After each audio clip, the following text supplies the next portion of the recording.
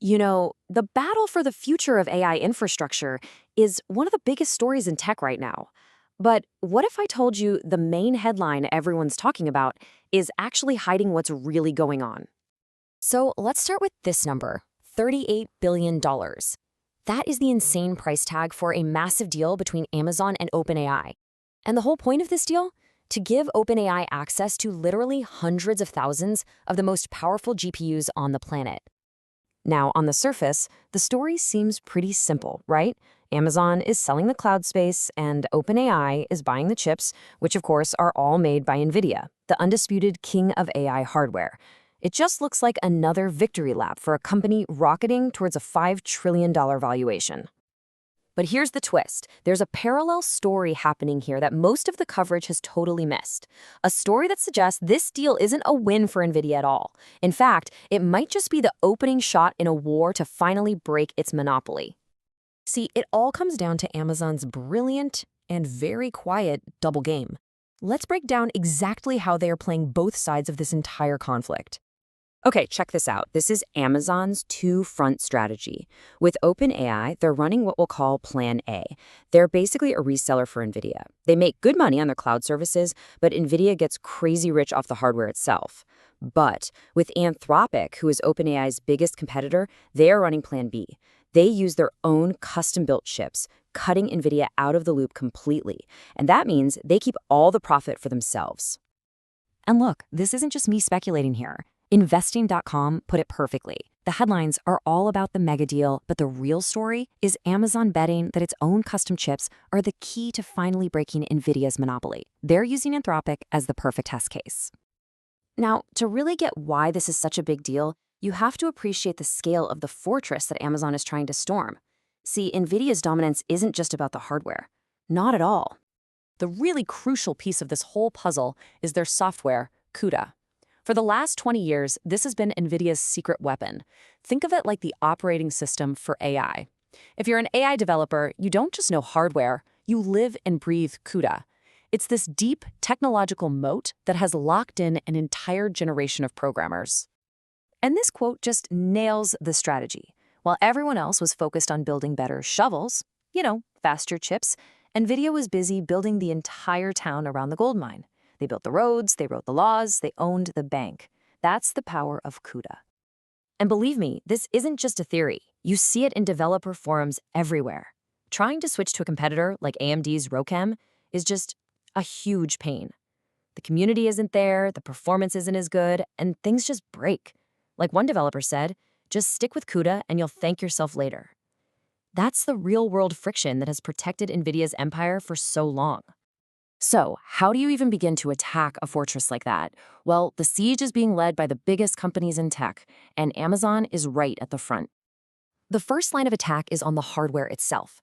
NVIDIA builds these incredible, all-purpose GPUs. They're like Ferrari engines. They can do anything, super fast. But Amazon is building something totally different, specialized, fuel-efficient trucks. Their Trainium2 chips are custom-made for very specific AI tasks, and they claim a 30 to 40% better price to performance. When you're spending billions on computing, that is an absolute game changer. But honestly, the even bigger attack is on the software moat itself. New tools like OpenAI's Triton and PyTorch 2.0 are basically acting like universal translators. They let developers write their code once, and then it can run on all different kinds of chips, whether it's from NVIDIA, Amazon, or Google. That CUDA lock-in is finally starting to crack. And this is exactly why it's an existential threat to NVIDIA. Get this, nearly 40% of NVIDIA's revenue comes from just two customers, Microsoft and Amazon. And now, both of them are aggressively building their own competing chips. Imagine that. Your biggest customers are suddenly becoming your biggest rivals. So all of this, it raises a much deeper and, honestly, a more troubling question. Just how real is this explosive, incredible demand for AI hardware? Well, there's a growing concern among analysts about something called circular financing. It's kind of wild. Here's how it works. Amazon pumps billions of dollars into an AI startup like Anthropic. Then, Anthropic turns around and uses that exact same money to buy cloud services back from Amazon. Then, Amazon's cloud division, AWS, gets to report this as massive revenue growth. Wall Street goes nuts, and the whole cycle just feeds itself. Now, if this sounds a little familiar, it should. Analysts are pointing straight back to the dot-com bubble.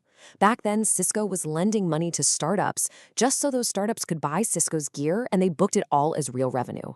Of course, when that bubble burst, the music stopped, and Cisco's value just fell off a cliff. So, the crucial question for the entire market becomes this: how much of the incredible demand we're seeing is real organic growth, and how much of it is just the ecosystem propping itself up? Because if those promised AI productivity gains don't show up soon, this whole circular flow could just break.